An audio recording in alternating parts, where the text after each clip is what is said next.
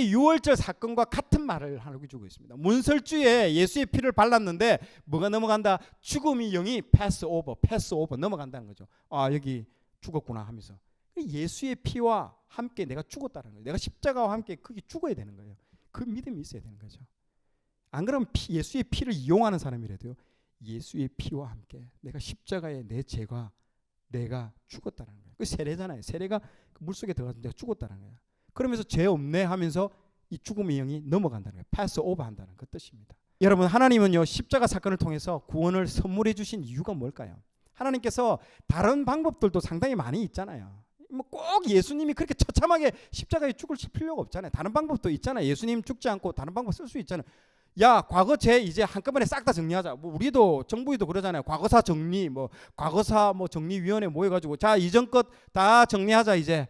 그러면 뭐 이제부터 죄 없는 거로 하자 선포하면 되잖아요. 창세기 1장 1절 하나님께서 천지를 창조하셨다 선포하는 것처럼 대통령이 막 이렇게 3.1절 대통령 사면하듯이 이렇게 내가복음 1장 1절 구약부터 지금까지 모든 죄를 이제 내가 다 사하였노라 이렇게 하실 수도 있잖아요. 근데 그렇게 안 했다라는 거죠. 왜 그럴까요? 왜 그렇게 하지 않았을까요?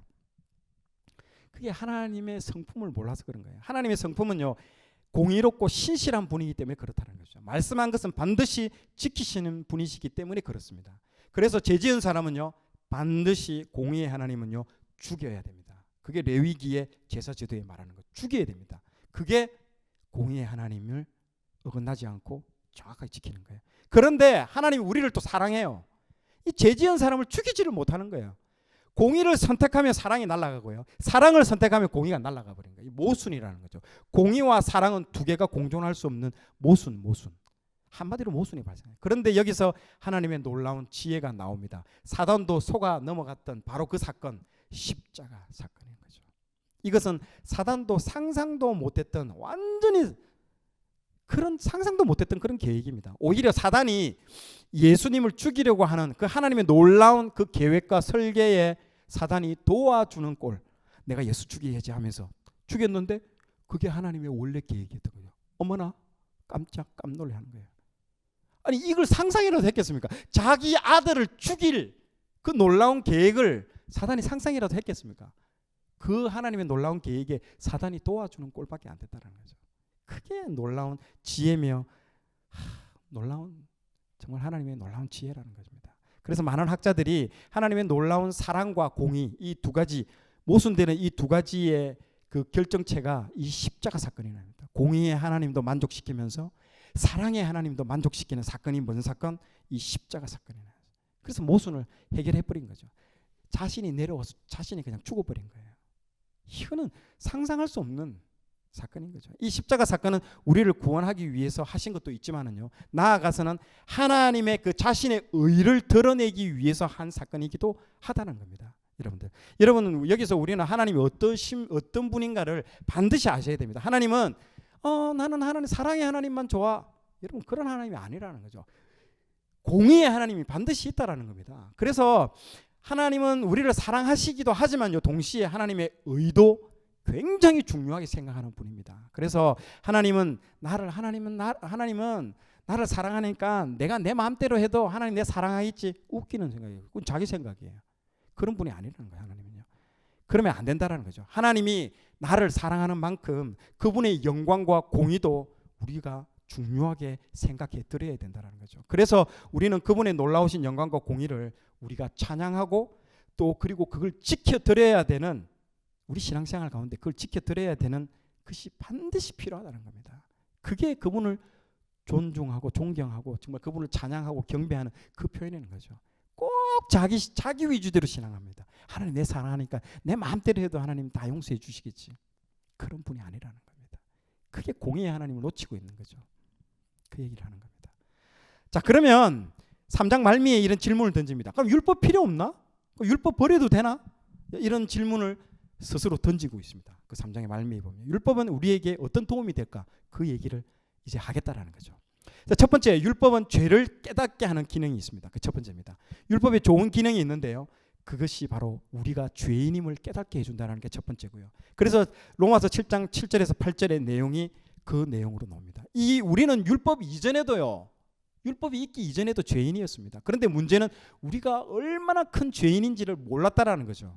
그런데 율법의 잣대가 딱 나와가지고 그 율법의 잣대로 나를 들이밀고 들이대자 내가 하나님의 거룩한 그 놀라운 요구에 0.001%도 부응할 수 없는 철저한 내가 죄인이구나라는 것들을 깨닫게 하는데 이 율법이 그대로 사용되고 있다는 거죠. 그래서 율법이 좋은 거라는 그 얘기를 지금 하고 있습니다. 그리고 두 번째는요. 율법은 하나님 본인 자신을 표현하고 있습니다. 이게 십계명 보십시오. 그걸 통해서 하나님이 어떤 분인가를 알고 있어요. 나는 어떤 분이냐. 나는 내 이웃 것을 탐내지 않아. 나는 공의로 행하는 자야. 나는 다른 사람을 사랑하고 내 이웃을 도와주는 사람이야. 하나님을 적극적으로 자신을 표현하는 게 십계명입니다. 이런 자신을 계시하고 나타내려는 게 이게 율법에 기록된 것입니다. 이게 아담도 죄 짓기 이전에는요. 이런 사람이었어요, 여러분들. 그러나 죄 지은 이후에서 여기서 어떻게 돼? 벗어나 버렸다는 거죠. 하타트라고 벗어나 버렸어요. 아예 표적에서 벗어나 버렸다는 거죠. 원래 하나님의 모습을 이 율법을 통해서 보여준 거예요. 그래서 율법을 통해서 우리는 누굴 본다? 아, 하나님이 저런 분이시구나 알고 있다는 거죠. 다음 장요. 세 번째로는요. 율법은 하나님을 닮게 해줍니다. 이 성화를 얘기하죠. 성화. 이 율법을 통해서 하나님을 닮아가려고 막 예를 쓰죠. 내가 아까 말했잖아. 이걸 안 해본 사람은 모릅니다. 내가 율법을 한번 지켜보겠다고 예를 쓰고 노력을 해보면 뭘 느낀다? 내가 부족하다는 걸 알게 됩니다. 이게 율법의 장점인 거죠. 나의 부족한 모습을 발견하게 되는 거죠. 그래서 하나님이 나를 구원해 주셨는데 왜 나는 이거밖에 못 살지? 나는 왜 이거밖에 못 살지? 이거 못했으니까 구원 못 받네라고 그렇게 흘러가면 안 되고요. 내가 하나님을 더 의지할 수밖에 없겠구나. 내가 율법을 해보려고 했는데 지키려고 했는데 안 지키지네. 더 내가 하나님을 의지할 수밖에 없는 존재구나라고 이렇게 깨달아야 되는 거죠. 말씀을 순종하려 했는데 내가 못했습니다. 순종할 수 있도록 하나님 은혜 주십시오라고 기도해야 되는 거예요. 율법은 하나님과 더 가까워지려고 주신 것이지 구원의 도구로 우리에게 주신 게 아니라라는 것들을 여러분 반드시 명심하십시오. 율법은요. 성화에 있어서 중요한 도구지 구원과 전혀 상관없는 거라고 여러분들 머릿속에 딱 넣으시면 이해가 되십니다. 다음 장요. 자, 그래서 믿음이 율법보다 먼저인 이유가요. 어디에 나온다? 창세기에 나옵니다. 아까 지난번에 말했죠. 율법과 선지자들이라고 말했잖아요. 이게 구약의 창세기를 얘기합니다. 창세기에 말했잖아. 믿음을 얘기했다라는 거예요. 의를 얘기했다는 믿음을 먼저 얘기했다. 뭐라고? 믿음은 로마서 여기 나오지 구약이 어떻게 나오느냐? 답답하다. 내가 알려줄게 하면서 나온 게 뭐라고요? 3장 21절에 아까 그 얘기가 나온 게 이제 구약에서 이미 믿음을 통해서 의롭다함을 받았던 사건이 있다라고 얘기를 해주고 있습니다. 그게 창세기 15장에 나오는 사건인데요. 창세기 15장 이전에 아브라함이 롯을 구출하기 위해서 당시 강력한 가나안 연합군과 누구랑 맞붙어요? 아브라함의 318명의 그 사병들과 함께 가가지고 맞짱을 뜨잖아요. 떠가지고 이겨버립니다. 그래서 롯을 구출하고 막대한 재물들을 찾아서 돌려주잖아요. 그 왕들한테, 줬던 왕들한테. 그러면서 15장 1절에 딱 여러분들 창세기 15장 1절에 뭐라고 되십니까? 아브라함이 두려워 떨고 있습니다. 아니 그 14장에서 싸움에서 이기고 나서 정신을 차려보니까 내가 무슨 짓을 한겨? 저 연합군하고 내가 붙어서 이겼는데 다시 저 사람들이 전열을 정비해가지고 다시 우리 집을 습격하면 나는 죽은 목숨이나 다름없네 하면서 벌벌벌벌벌벌 떨기 시작하는 거예요. 그 이전에 하나님의 놀라운 은혜로 이겨놓고 정신을 차려보니까 이제 두려움이 들어오기 시작하는 거예요. 저 군대가 저 4개국 연합 군대가 나한테 찾아오면 어떻게 되지?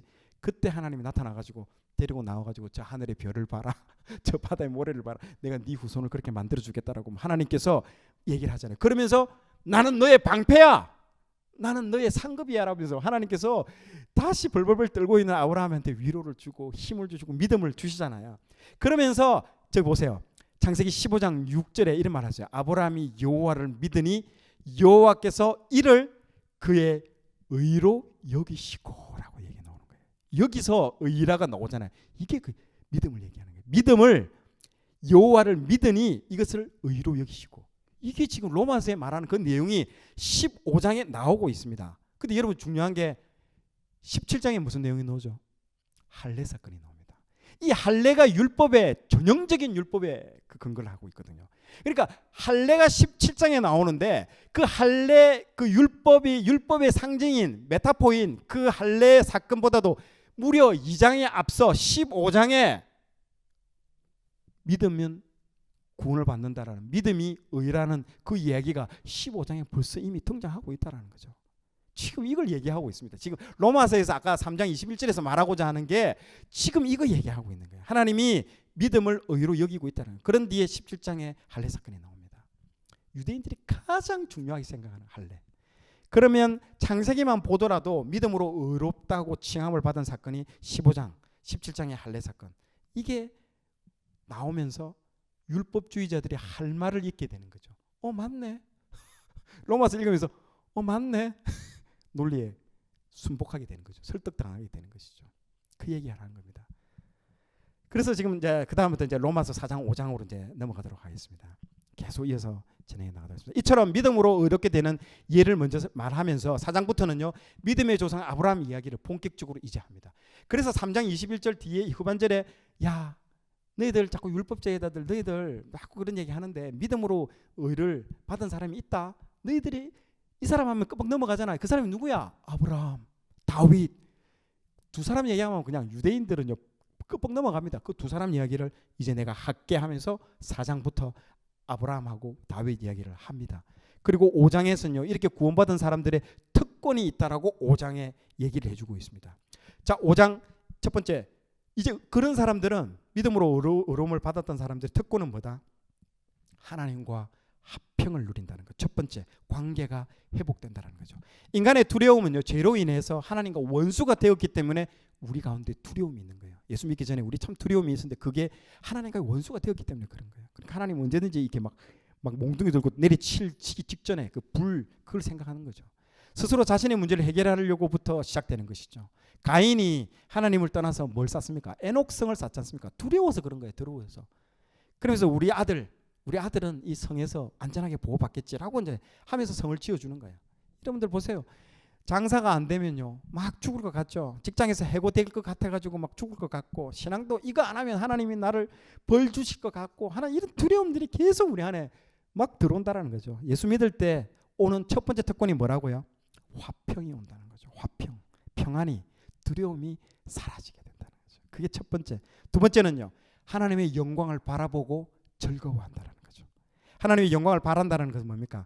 하나님의 영광스러운 형상이 내 안에 회복되어진다는 거죠. 이제 그 영광이 내 안에 들어오면서 내가 그 원래의 목적, 하나님 지으신 목적대로 회복이 됩니다. 하나님은 피조물이어서 그 내 안에 아직은 사건을 만나면요 막 꼬꾸라지고, 사건을 만나면 막 억울해지고 서운하고 막 부족함이 내 안에 많은데, 이 성화된 인생으로 변화되리라는 그 소망을, 그 소망, 내가 곧 그렇게 변화되어질 것이라고 하는 그걸 바라보게 된다는 거죠. 바라보게 된다는 그 소망을 바라보게 된다는 그 얘기를 합니다. 그래서 아버지를 닮아가지고 그 영광스러움이 내 안에 회복되어서 영화의 단계에 이제 들어간다라는 그 얘기를, 예수 믿는 사람들의 특권이 이 두 가지가 있다는 걸 얘기를 해주고 있습니다.